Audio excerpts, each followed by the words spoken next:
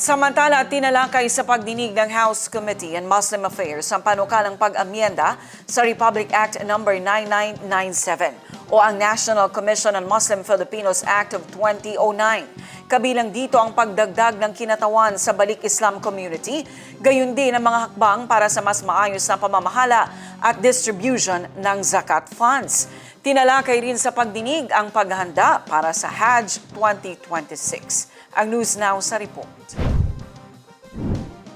Pinangunahan ni Maguindanao del Norte at Cotabato City Congresswoman, House Committee on Muslim Affairs Chairperson Baigni Pumastura ang pagtalakay sa panukalang pag-amyenda sa Republic Act 9997. Kabilang dito ang usapin ng dagdag na kinatawan mula sa Balik Islam Community, gayon din ang mga hakbang para sa mas maayos na pamamahala at distribusyon ng zakat funds.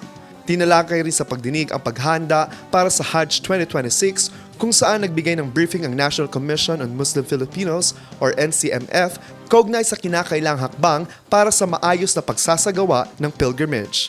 Ayon sa mga opisyal, layunin ng pagdinig na mapalakas ang mga pulisiya at programang tutugon sa pangangailangan ng mga Muslim Filipinos kasabay ng pagpapaigting ng mga serbisyong panrelihiyon at panlipunan.